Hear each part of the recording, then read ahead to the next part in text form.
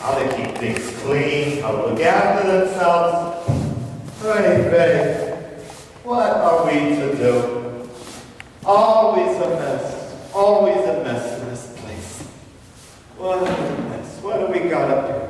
Marty, you up there? Mordecai. Yes, you're up in the balcony. Is a mess up there too?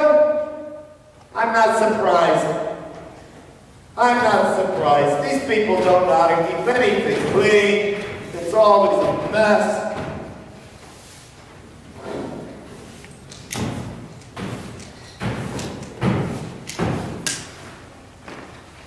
Look at all these papers all over, all of this stuff. So what is this? Hey, Marty, look at this. Somebody left a speech behind.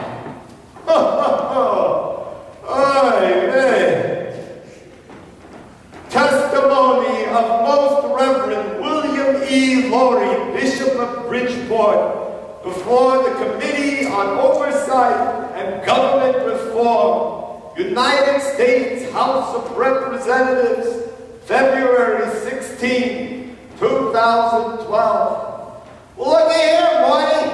Someone left their papers behind. Let's see what it says. Marty, listen to this. Yes, it's from today's goings on. Only the freshest for you, Marty. Only the freshest. Thank you, Mr. Chairman and distinguished members of the committee for the support and opportunity to testify today. Sounds like he's trying to butter somebody up. Distinguished members of the committee. Have you seen the gray hair on some of these guys' heads? Marty, they're closer to extinguished than distinguished. For my testimony today, I would like to tell a story. Let's call it the parable of the kosher deli. The parable of the kosher deli. I have never heard of this before. Maybe this is one of those made up for that so-called Messiah, Jesus. The fellow on the street corner keeps trying to tell us about. Once upon a time, Marty, you got your glasses? I forgot mine. You don't have yours either. Okay. We'll make do, Marty. Thank you. Once upon a time. What is this, a fairy tale? Once upon a time, a new law is proposed so that any business that serves food must serve pork. There is a narrow exception for kosher catering halls attached to synagogues. Oh yes, of course, synagogues. These people don't know how to spell. Since they serve mostly members of the synagogue, but kosher delicatessens are still subject to the mandate. This doesn't sound like much of a parable, eh, Marty? What? I said this doesn't sound like much of a parable, eh, Marty? Turn up your hearing aids so you can hear me. If all you're going to do is sit up way up there at the top of the balcony, turn the thing up. The Orthodox Jewish community, whose members run kosher delis and many other restaurants and grocers besides, expressed its outrage at the new government mandate. And they are joined by others who have no problem eating pork. Not just the many Jews who eat pork, but people of all faiths. Because those others recognize the threat to the principle of religious liberty. They recognize as well the practical impact of the damage to that principle. They know that if the mandate stands, they might be the next ones forced, under threat of strict government sanction, to violate their most deeply held beliefs especially their unpopular beliefs. Meanwhile, those who support the mandate respond, "But pork is good for you." Other supporters add, "So many Jews eat pork, and those who don't, oh, they should just get with the times." Still others say, those Orthodox Jews are just trying to impose their beliefs on everyone else. Morty, you're a Reformed rabbi. What does she say about eating pork? What? I said, Morty, what does your Reformed rabbi say about eating? Oh, never mind. You think I'm reading this just to hear myself speak? But in our hypothetical what? But in our hypothetical, those arguments fail in the public debate because people widely recognize the following. Hypothetical what? Morty, I'm getting confused by this stuff again. Why do all these witnesses sound the same? First, although people may reasonably debate whether pork is good for you, that's not the question posed by the nationwide pork mandate. Instead, the mandate generates the question whether the people who believe, even if they believe in error, that pork is not good for you, should be forced by government to serve pork within their own institutions. In a nation committed to religious liberty and diversity, the answer is, of course, no. Well, of course the answer is no. How dim-witted can you be to think the answer is yes, or even maybe? Morty, you're not listening, you're snoring. Ugh. Second, the fact that some, or even most Jews eat pork is simply irrelevant. The fact remains that some Jews do not, and they do not eat out of their most deeply held religious convictions. Does the fact that large majorities in society, even large majorities within the protesting religious community, reject a particular religious belief, make it permissible for the government to weigh in on one side of the dispute?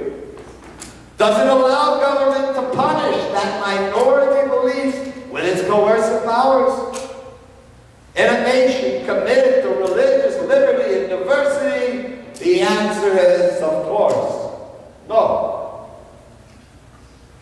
Oy. I wonder what country this fellow has in mind. Morty! You're making so much noise up there I can barely hear myself think, let alone read this. Yes, and I'm reading it for you, so listen. Third, the charge that the Orthodox Jews are imposing their beliefs on others has it exactly backwards. Again, the question generated by a government mandate is whether the government will impose its belief that eating pork is good on objecting Orthodox Jews. Meanwhile, there is no imposition at all on the freedom of those who want to eat pork. That is, they are subject to no government interference at all in their choice to eat pork. And pork is ubiquitous, cheap, available in the overwhelming majority of restaurants and grocers. Indeed, some pork producers and retailers, and even the government itself, are so eager to promote the eating of pork that they sometimes give it away for free. This reminds me of stories my grandmother used to tell about the Jewish captivity in Babylon, the flesh pots and all that, Morty. Well, she was old enough to have been there herself, so you know. But, well, what was done to our forebears by the Greeks and by the Romans? Boy, I'm glad we don't have such a government here. In this context, the question is this: can a customer come to a kosher deli, demand to be served a ham sandwich, and if refused, bring down severe government sanction on the deli? In a nation committed to religious liberty and diversity, the answer, of course, is no. So, in our hypothetical story, well, now we finally find out what the hypothetical is. In our hypothetical story, because the hypothetical nation, boy, it's too many hypotheticals here, is indeed committed to religious liberty and diversity, these arguments carry the day. In response, those proposing the new law claim to hear and to understand some of the kosher deli owners and offer them an accommodation.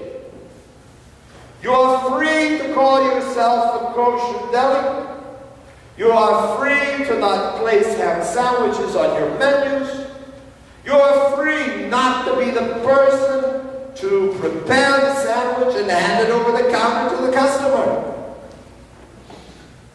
But we will force your meat supplier to set up a kiosk on your premises and to offer and prepare and serve ham sandwiches for all your customers, free of charge.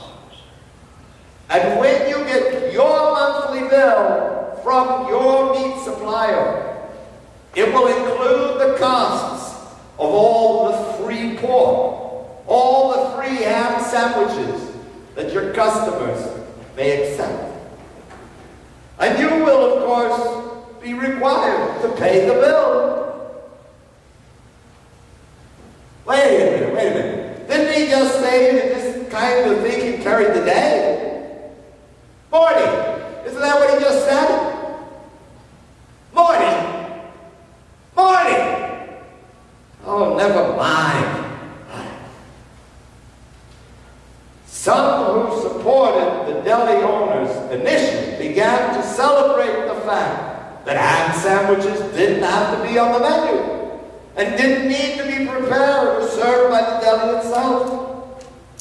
But on closer examination, they noticed three troubling things.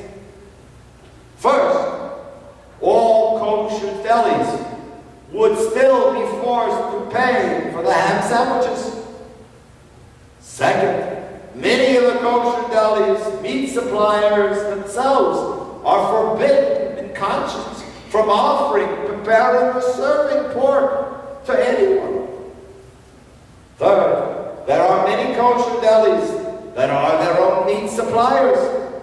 So the mandate to offer, prepare, and serve the ham sandwiches still falls on them. This story has a happy ending. You know, not so many parables have a happy ending.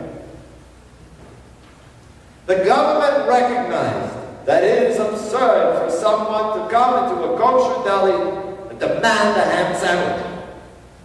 That it is beyond absurd for the private demand to be backed with the coercive power of the state. That it is downright surreal to apply this coercive power when the customer can get the same sandwich cheaply or even free just a few doors down.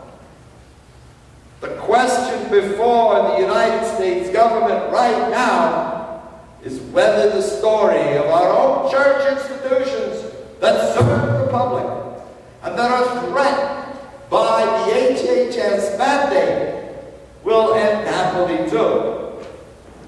Will our nation continue to be one committed to religious liberty and diversity? We urge in the strongest possible terms that the answer must be yes. We urge you in the strongest possible terms to answer the same way. Thank you for your attention. So what do you think of that, Morty? I said, what do you think of... Oh, you're asleep up in the mahogany again. Oh, I don't know about the rest of you, but I got work to do. There's too much to think about, too much other things I gotta worry about. I gotta get my job done here. Maybe somebody cares. I don't know.